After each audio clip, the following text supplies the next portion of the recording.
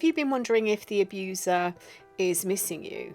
Perhaps you're wondering if the narcissist is experiencing the same emotions that you are. And you might find yourself consumed with these thoughts, wondering if they are feeling the same. Welcome to the Divorce Sanctuary.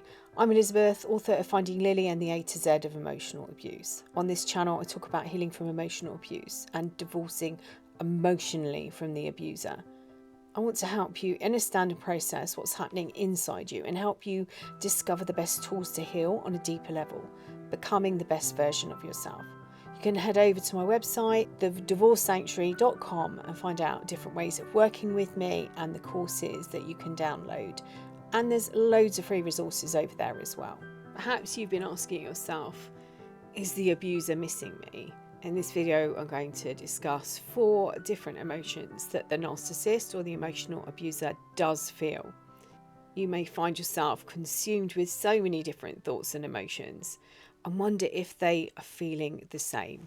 I want to remind you this isn't a diagnostic tool. If you have any comments or tips that you think somebody might find helpful, please add them in the description box below.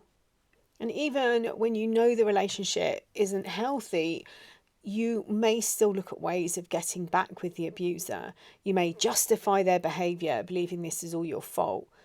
You may be prepared to do anything, even sell your soul, to get back into that relationship.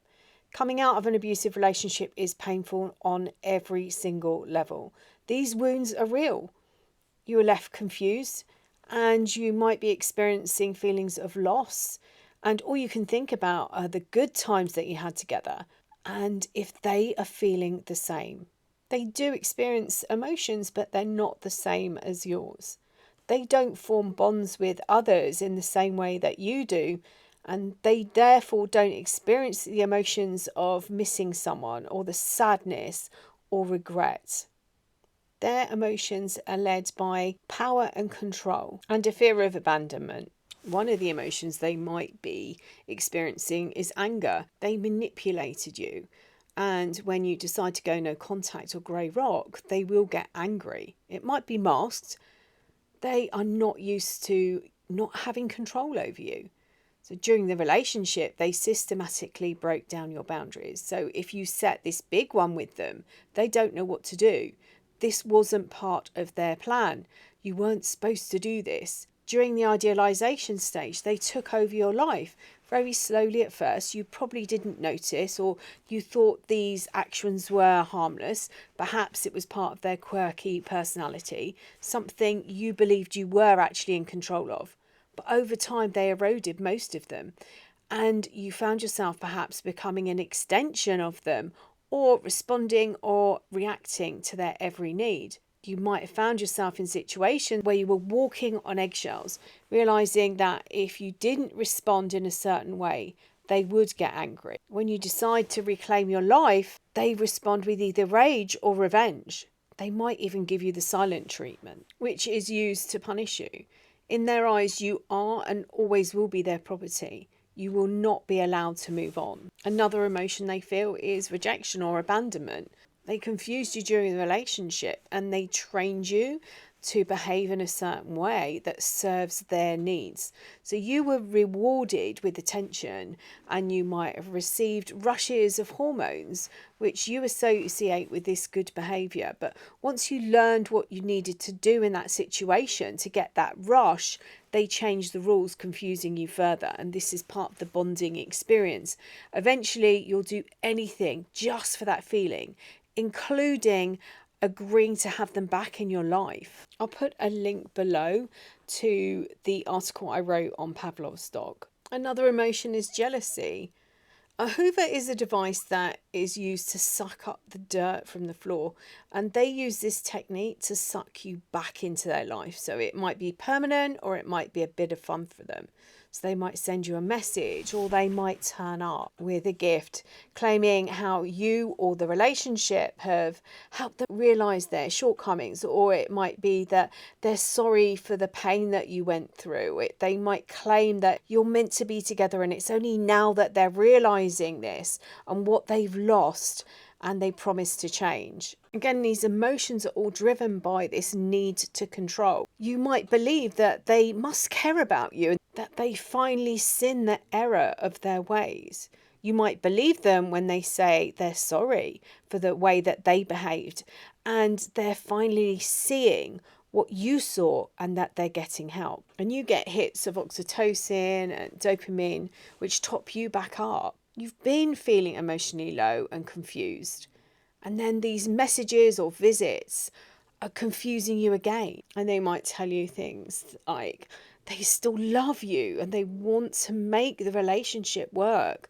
They might tell you that you're meant to be together, or that you're the only person who ever understood them. They may have moved on with someone new, but that doesn't stop them wanting to play with your emotions. They move on really quickly, leaving you devastated and wondering what you did wrong. You played by their rules. You did everything they asked you to do. You lost contact with your friends and with your family. As the emotional abuser pointed out, their flaws. They placed themselves as caregiver, and you believed that they were the only person you could trust and rely on. They come back telling you that they still love you, that they want to make this relationship work, that you're meant to be together. Another emotion is fake remorse. So they may tell you that they made a mistake, their love interest has perhaps seen through their manipulative ways, or they might not get the supply that they believed they were going to get from them. Perhaps the new source of supply isn't able to fund their lifestyle, or they aren't as willing as you were to support them. Maybe they have to work a lot harder to secure this new supply, and it might be that they have time on their hands, so they thought they'd dip in, top up on a bit of attention from you. After all, having time away from them, you might have managed to restore some of your energy. Or they want to see how much pain they've caused you and make sure that you're still stuck in that place. Whatever their reason, they will leave you broken and depleted again, putting you back at the same point or in a worse place than you were when the relationship ended. Once again, feeling abandoned and wondering what you did wrong.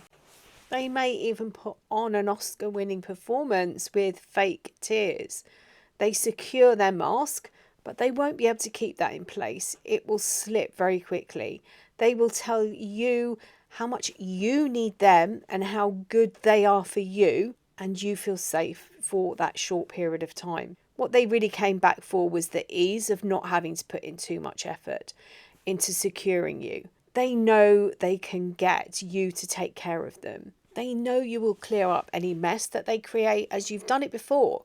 It might be that you help clear their debts, pay their bills. They know you will adore them even more than you did before, being grateful that they've returned. This was never about missing you. It was about missing what you did for them. When you took control of your life, this injured the abuser, but not in an emotional way. It proved to them they didn't have as much control over you as they thought they did. You're not supposed to claim back your power.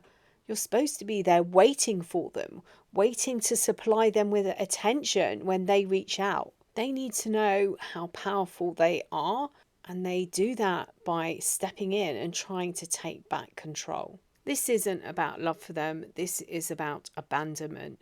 Their fragile inner child runs their emotions. The abuser cannot allow you to move on. They need you to be poor and reliant on them. They need you to be in tears, as this proves how much you need them and how much power they still have over you. You will always have a role in their life. Everyone has a value. If you go no contact, they can still gain supply from the stories of how awful you were. The smear campaign that they have already set up and that gets them supply from their entourage. This is a game. The whole relationship was a game.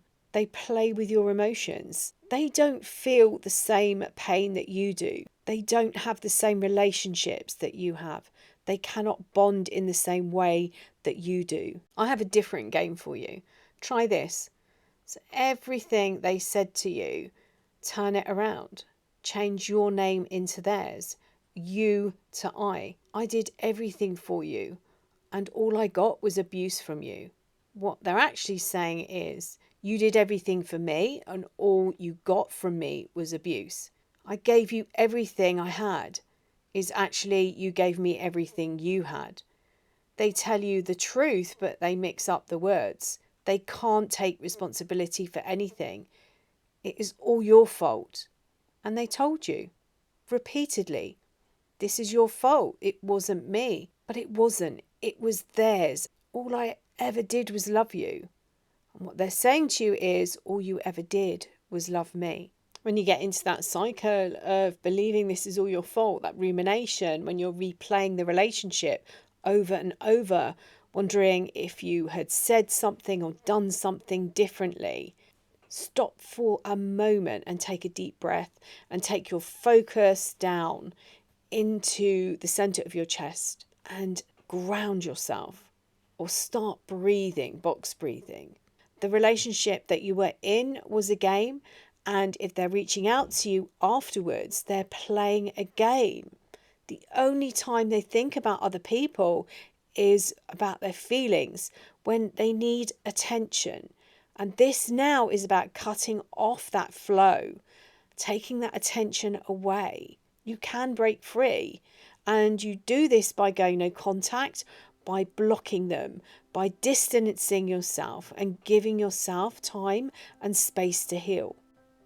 It might feel painful, but it is worth it. You can break the trauma bonds, and you can break the addiction that you got caught up in with the hormones. You can heal the wounds from your past, not just this relationship, but other relationships that made this relationship feel familiar. Part of the addiction is that cycle of abuse, that they kept coming back time and time again, and you might be sitting there waiting for them to return, only this time they haven't. You can break the bonds of sabotage and forgive yourself and understand this was never about you. This was never your fault. You become emotionally independent from them. So in this video, I have described emotions that the abuser goes through. They are not the same as the ones that you feel. They just pretend they are to manipulate you. I hope this video has been helpful to you. Please like and share with anyone that you feel that might benefit from it. And I'm sending you loads and loads of love until next time.